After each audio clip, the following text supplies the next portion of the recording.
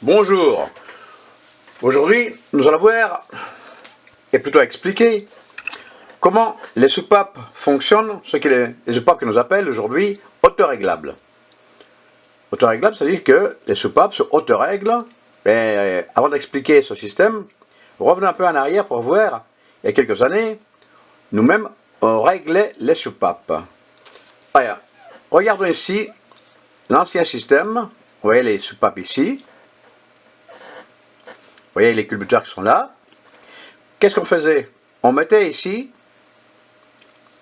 différentes cales avec différentes épaisseurs, en fonction du modèle et du constructeur. On avait un livre, le livre disait par exemple, une Peugeot par exemple 204, je sais pas, il y avait une ouverture ici de l'admission, tant, admettons 0,15 et échappement par exemple 0,10. On prenait les cales, on les ouvrait, et il y avait un système premier piston en haut, et on réglait le 4, bon ça on n'en revient pas là.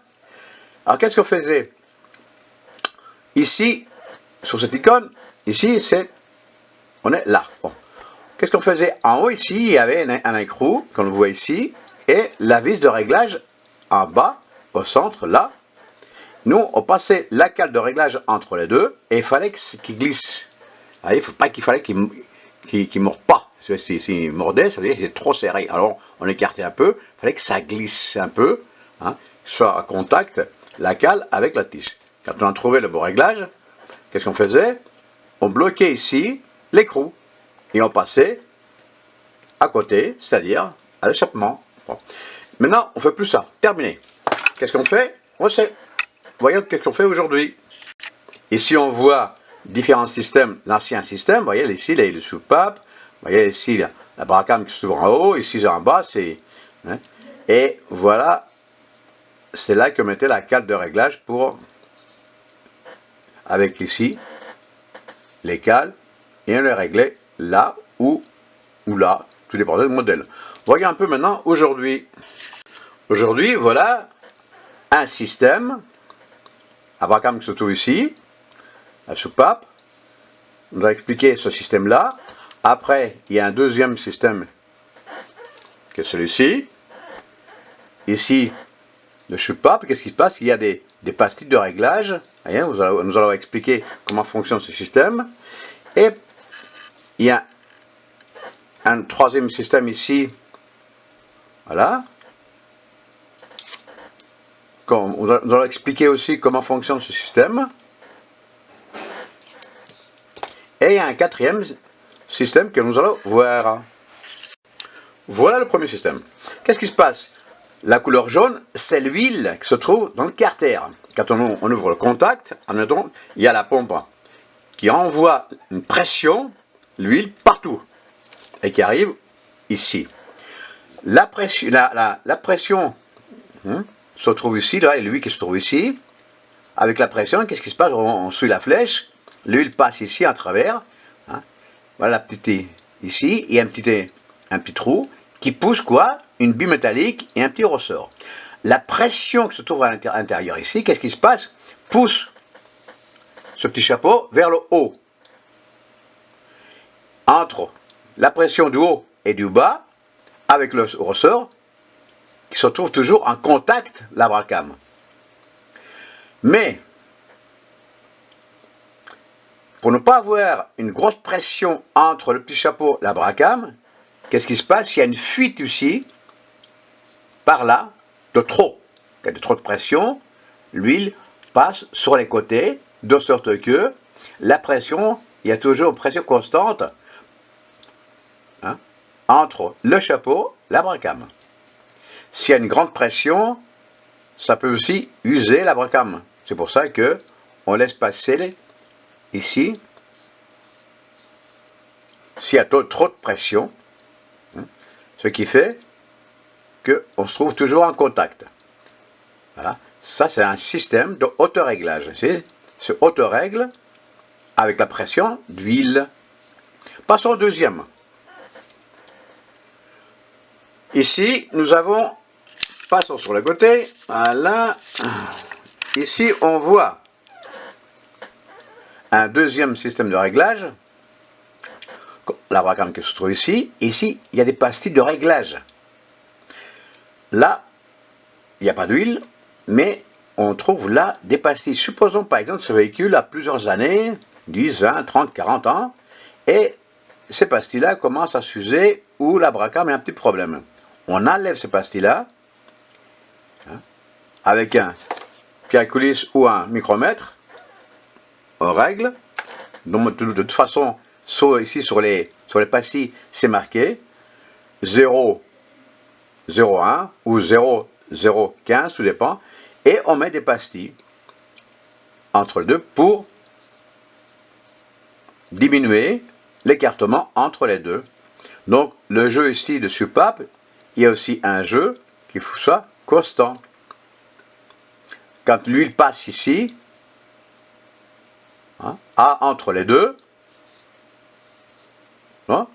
ici, se trouve une pression, ce qu'on appelle un petit film d'huile, et c'est comme ça que ce système-là se règle. Ici, évidemment, il n'y a pas de pression d'huile, mais il y a des pastilles. Ce petit, ici, jeu est de quelques centièmes, de sorte que quand l'huile se trouve entre les deux, ça fait un film, et c'est comme ça qu'il se règle ce système-là. Passons à un troisième système, celui-ci. Bon, nous allons expliquer ce système-là, comment fonctionne ici à l'intérieur. Bon, ici, vous voyez, la vis, etc. Un petit ressort là qui tient, qui reste bloqué, qui bloque toute cette partie-là. Essayons de voir ça. Voilà, sur cette photo ici, on voit à l'intérieur du système comment ça fonctionne. Ici, nous avons la pression, pareil. Ici, il y a l'huile du moteur, surtout dans le Cartera. On avait expliqué la première méthode, c'est que la pompe envoie avec une pression l'huile partout, et ici c'est pareil. Regardez, l'huile ici passe par là, et pareil, passe avec une pression qui pousse la bille métallique, en même temps il y a un ressort. Le tout pousse le haut vers le haut. Donc de sorte que, ici nous avons un contact avec la bille. Et, comme dans le premier cas, s'il y a trop de pression, la pression sort sur les côtés. Par là, de haut, de sorte que il y a une faible pression du piston et de la partie ici. Et c'est comme ça qu'il se règle ce système-là. Voyons un autre système de réglage. Ici, nous voyons un système d'autoréglage de soupape un peu plus sophistiqué que le précédent. Voilà la soupape, le ressort, etc. Et en bas, ici sur la base, on voit des billes métalliques, un petit chapeau, et une rondelle conique, comme un disque, vous voyez, qui est à 45 degrés vers le haut. Ce qui fait que les billes se trouvent à contact avec la rondelle à 45 degrés. C'est-à-dire que vous avez ici la bille, et à 45 degrés, ici, pousse la bille. Et le diamètre extérieur pousse le ressort vers le haut et le reste vers le bas. Voyons d'expliquer ici le fonctionnement.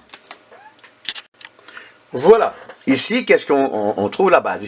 Regardez ici, la base, les billes, la rondelle, le ressort. La coupe vers le bas, qu'est-ce qu'on trouve autour de ça ici? Tout autour, il y a des billes métalliques. Un petit ressort qui pousse la bille vers la gauche, qui est toujours en contact avec la partie ici de la base, c'est-à-dire ici. Regardons qu'est-ce qui se passe. Quand il y a une grande pression, c'est-à-dire quand le essaie d'ouvrir la soupape, qu'est-ce qui se passe?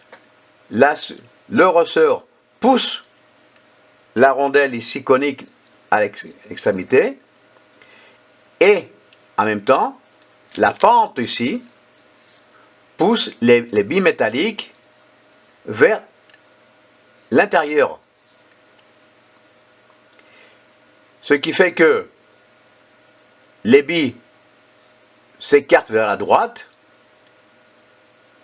Et quand là, comme on voit ici, et quand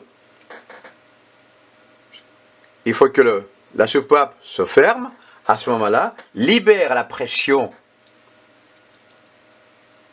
ici en contact avec les billes, et la rondelle libère, et les billes reviennent vers la gauche, reprennent la première position, c'est-à-dire que les billes poussent vers la gauche, ici, à l'aide des petits ressorts tout autour. Donc, pareil, je récapitule. Pression. Les billes qui se trouvent ici à ce moment-là, qu'est-ce qui se passe? Se poussent vers la droite au lieu, parce qu'ici, ils sont à gauche, là, ils les poussent à droite. Mais la pression qu'il y a à l'intérieur fait pousser toujours vers le haut, à l'aide des petits ressorts ici. Et quand la soupape prend la position initiale de repos, à ce moment-là, les billes reprennent la position initiale à l'aide des petits ressorts qui poussent vers la gauche. Donc, au repos, vous avez ce système-là. Quand il y a une pression, les billes reprennent la position ici à droite. C'est comme ça que cette méthode, la soupape est toujours en contact avec la bracame. Voilà les différents types de soupapes autoréglables. Je crois qu'on a fait un tour complet des soupapes. Pourquoi? C'est à notre époque, nous n'avons plus besoin de régler les soupapes. Il faut savoir que le réglage, surtout à l'époque où on n'avait pas ce système-là, il fallait qu'il soit fait. Pourquoi? Parce que, supposons que la soupape n'avait pas ce jeu initial. Il y avait le risque de griller la soupape, la base de la soupape, parce qu'elle restait toujours ouverte. Dans le cas contraire, s'il y avait trop d'écartement, d'abord on entendait un bruit métallique, clic, clic, clic, clic, clic, clic, clic, comme ça, et le mélange air-essence avait du retard, parce que le soupape prenait du retard pour s'ouvrir. Donc on avait un problème de passage de l'air essence vers les culasses, et donc on perdait la puissance. Donc le réglage à cette époque-là, c'était primordial, mais maintenant c'est fini tout ça. Voilà, ici on termine la méthode d'autoréglage. Merci, à au revoir.